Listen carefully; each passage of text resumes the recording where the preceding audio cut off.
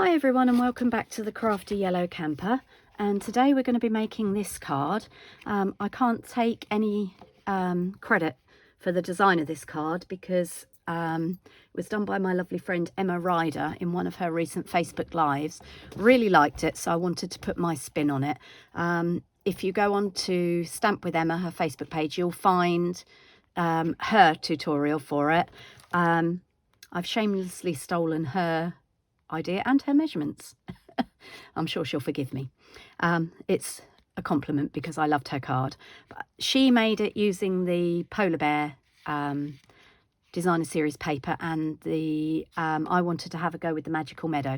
So the cardstock we're using today on these cards are some of the Magical Meadow designer series papers. Now on this one, the only bit of stamping, it opens like that, the only bit of stamping is the greeting inside. And the one I'm going to show you is very slightly different, but all of this is from the Magical Meadow. I just loved these deer papers. So you get 2 sheets of each of the designs in the paper pack, and there are 6 deers on one page. So you can make 12 cards if you wanted to use that, and I've just punched it out, but we'll get to that in a minute. So basically I've started with a whole sheet of Misty Moonlight because that's one of the colours that is in the designer series paper. So I've cut an A4 sheet in half. I've scored it at 10.5, which is down the centre of the A4 sheet, and I've cut it in half at 14.8. Now, unfortunately, our paper isn't exactly 2 times 14.8, so I've had to trim it down a bit, and it's just left me with a little bit of an edge there where the trimmer decided it didn't really want to play ball, which is a shame because I've got a brand new blade on there. So it's just left this little rough bit. So I always find it's handy to have an emery board on your desk, because if you find your blade is not as sharp as it should be, or it does what it's done here and gives you a bit of a raggedy cut because you're trying to trim off a ridiculously small piece, you can use the emery board to sort of straighten things out. Now this is going to be hidden a little bit when we put the card together, so that'll be fine. So one of the pieces I've literally just scored, and that's folded in half. The other piece, I've scored it again down. This is the backwards front, so the fold is here. So you've got one piece with the fold on the left, one piece with the fold on the right, and you need to score that at 5.2 and then fold it back against itself. And then what we're going to do is cut some designer series paper. So the height of the card is 14.8. So I've cut this strip at 14.3 to give us a small border. And then Emma's muddled her imperial and her metric together on her instructions. And I understand why, because the paper is 12 by 12. So by cutting it at 4 inches, you will get 3 pieces across the width of a sheet. But 4 inches is basically 10.1 centimetres. But we're going with them as 4 inches. So that's our piece that's going to go onto the front of the card. And I know it might seem silly to muddle your measurements, but sometimes it just makes it easier. So that's going on there. And then we need a strip that's going to go down here. So I'm changing designer series paper. I mean, you could just flip it over. I really like these trees. And this piece is cut at 14.3 again by the height. But this time, this is cut at 4.6 because don't forget this was this section here was 5.2. So this is cut at 4.6 because we roughly go down 0.5 centimetre to get a nice border. Okay, so I'm just going to cut a piece of that so we can move these out of the way. Okay, and I can remove my trimmer. So what we're going to do now, oh my goodness, that really did make a mess of my cardstock. So this piece of cardstock is going to go there, and I clearly haven't cut it down to 14.3, have I? Oh my word. So where you've got a directional pattern, make sure it's going in the right direction, obviously. There we go, we just need to get a little bit off the bottom there. I think what I'd done is I'd cut the sheet down to the right length, and it left me with a bit that was a little bit longer. Okay, because I made these cards in my class yesterday with my ladies and they loved them, so thank you, Emma. Okay, so what we're going to do is we're going to use a little bit of wet glue. You can use whatever your sticky medium of choice is. I prefer to use Tombow because it gives me a little bit of wiggle room. And then what we're going to do is we're going to stick that to this outside panel here. So do make sure you've got your card the right way round and the right way up to be sticking it down. Yeah, okay, and then that folds back there. So we've got that piece there. So we're going to set that piece to one side for the minute, and now we're going to work on this piece. So this piece of cardstock is going to fit onto the front of our card. Now, ordinarily, I would go around the edges and glue in the middle. We don't want glue in the middle, and you'll see why. So, oh, excuse me, you just got to, had to plug my phone into charge. I just caught the wire, and you got a very quick look at my extremely untidy desk. My room is too untidy to give you a tour, unfortunately. It's always untidy, it's never tidy. Okay, and then what we're going to do is we're going to stick this piece onto the front of the card. Like that. Okay, and then what we're going to do is we're going to bring in a circle punch. Now, Emma used a 2 3/8 circle punch, and that's probably the only circle punch I don't own. Because it was a newer one. These are retired, so I've got a 2 1/4 and a 2 1/2. So we're going to use the 2 1/2, and what we're going to do is we're going to center it.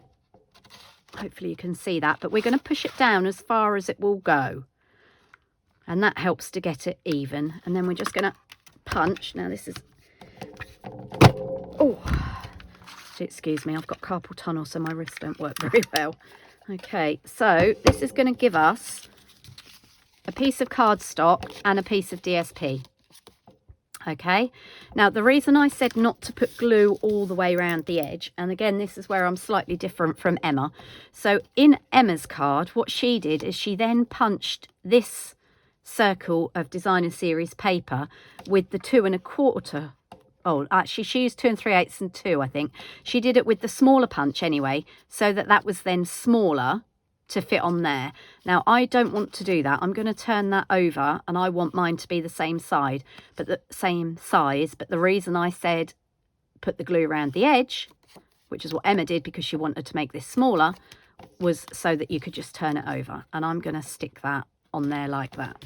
Okay, so let's just glue that on there. And you'll see why. Do go and have a look at Emma's video. Her card is lovely with the polar bear on it. Right. Okay, and I'm just lining that up. So I've just turned the paper over, and I've got this lovely sort of night sky effect on the other side of that patterned paper that we've used for the front.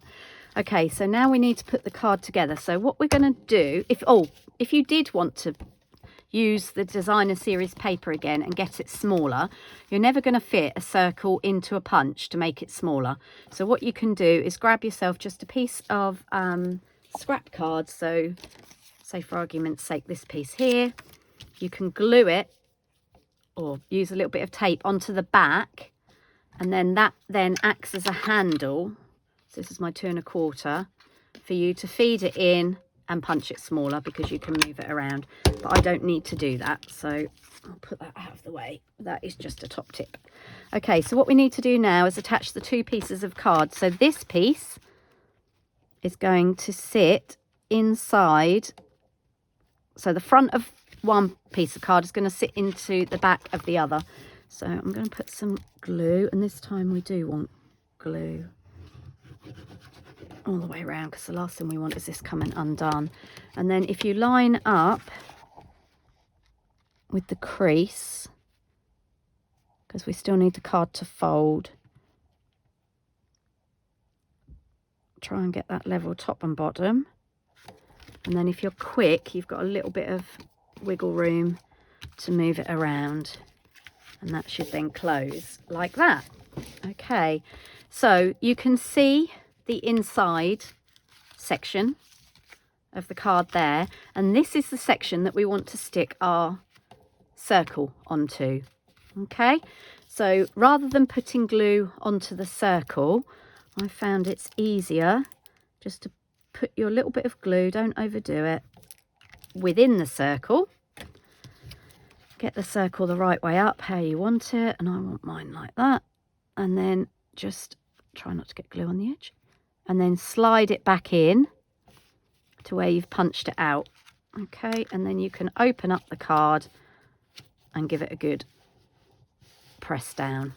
Okay, now, as I said, in Emma's card, she used a polar bear that she'd cut out of the designer series paper using the polar bear punch because it does fit one of the bears in the pattern paper. On this one, I've used the deer from some more of the winter meadow paper. But on this card, what I've done is I've die cut. This is one of the dies from the Regal reindeer. There are the edgelet dies that cut out the two reindeers. I'll just grab them and show you. So, yeah, this one, and there's another die, which is obviously somewhere else in the packet, cut out the stamped images. But there is this die here as well that just cuts out this reindeer. There's a little fox, and some other, another tree and some other additional parts. Okay, so I've done the reindeer from copper clay. And what we're going to do is we're going to stick him on here. Now, he's just about the right size. Okay, now I want these cards to be able to be posted. So I'm going to put some glue on the back. And you can see I never throw anything away. I don't know if you can see that on the back there. I'd stamped a sentiment and, oh, don't know if you can. Anyway, what looks like stripes is actually writing. I'd stamped and heat embossed a sentiment, but it wasn't. I'd smudged a bit. So I just turned it over and die cut this from the other side so no one's going to see that side. Okay, so I've got my card open and I've worked out that he just about fits his antlers at the top and his hooves at the bottom. There you go. He fits on there. And then I'm just going to add a couple of basic rhinestones because I think they'll look quite nice like little stars up in our blue. So we're going to go for one there, one bigger one, and then we'll go for a middle size one and a teeny tiny one. There. Okay. Just to add a little bit of bling to that. Okay. And then the final thing is to put a greeting in our card. So we've got a piece of basic white that is cut to 14.3 by 10, and that's going to fit in there. Now I always do my stamping before I stick my card in. Because if you mess it up, you can turn it over and have another go. So I'm going to use a greeting from the Magical Meadow. And I'm going to use, may this season of sparkle bring joy and delight. Okay, so that's that one. Let's just grab a block from behind me to mount that up on. And we will use, I think we'll use some Misty Moonlight. So the greeting is the same as our base card. Okay, I'm just going to stamp that in the middle. Okay, and you could put a greeting on the front if you wanted to, but I think that paper is so lovely that I don't really want to cover it up. Okay, and then all we need to do is just move those out of the way. Just give it a few minutes to dry so you don't smudge it. And then we're just going to glue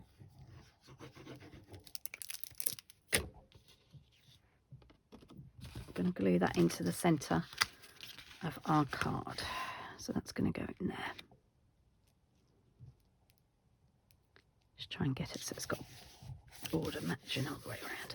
Okay, and there's our card. So here's the one that I made in my class with my lovely ladies yesterday, and this is the one that I've made for you today. I hope you like the cards. As I said, Emma's got a fantastic video on there on her Stamp with Emma page if you want to go and have a look at her version of the card as well. And I'll see you all again soon. Thanks for watching. Happy stamping.